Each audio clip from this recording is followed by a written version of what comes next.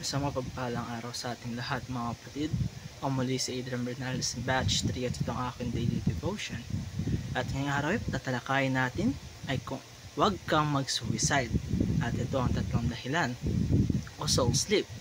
At ang ating Bible verse ay mula sa 1 Thessalonians chapter 4 verse 13 to 15. Mga kapatid, ang ating tatalakayin ngayon ay napakasensitibong pahayag pero isa sa pinaka-importanting topic natin ngayon.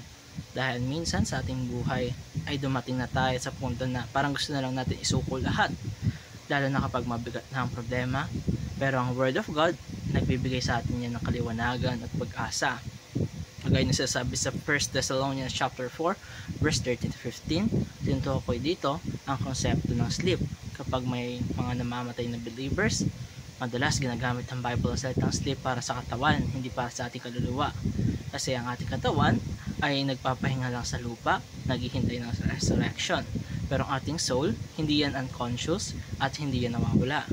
Ang totoo dito, the Bible affirms na kapag absent ka sa body, present ka agad sa Panginoon. Kaya na sa sinasabi sa 2 Corinthians chapter 5 verse 8. Ang sinasabi rin naman ni Apostle Paul sa Philippians chapter 1 verse 23 na mas maganda pa nga na umalis dito at makasama si Christ. Ibig sabihin nito, hindi totoo na parang tulog lang na walang mali ang kaluluwa ng mga believers. Yes, the body sleeps o natutulog, pero ang ating kaluluwa may conscious sa presence ni God. Kaya ngayong araw, gusto ko ibahagi sa inyo ang tatlong dahilan kung bakit hindi mo dapat piliin ang suicide o pagpapakamatay. Unang-una, suicide does not end consciousness. Mga kapatid, maraming nag-iisip na kapag natapos na ang kanilang buhay, ay matatapos na rin ang kanilang paghihirap, ang sakit, ang lahat ng problema. Pero mali ang sinasabi ng Biblia, hindi natapos ang consciousness natin sa kamatayan. Ang soul natin ay manatiling buhay at haharap pa rin sa Diyos.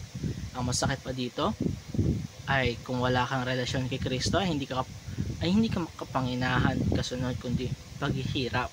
Pero kung tayo ay believers, mas lalo tayong tinatawag na mabuhay at magtiwala sa plano ng Diyos kaysa kunin ang buhay natin ng maaga. Why people truly love and care for you. Minsan kasi ating iniisip na wala namang nagmamahal sa atin o mas mabuti pa na mawala na lang tayo sa ating mundo. Pero hindi ito wala itong katotohanan mga kapatid, dahil baka hindi mo lang nakikita ngayon, pero mayroong mga tao talagang nagmamalasakit sa iyo, sa mga kaibigan mo, pamilya mo, at higit sa lahat ay ang ating Panginoon. Tandaan natin, ang enemy o si Satanas, gusto niyang isipin natin na worthless tayo, pero sa mata ng Diyos, ikaw ay precious at ay halaga. Huwag nating hayaan na mawala ang blessing ng pagmamahal ng mga taong iniwan niya para sa iyo. At dito nagtatapos ang aking daily devotion. Maraming salamat sa panonood.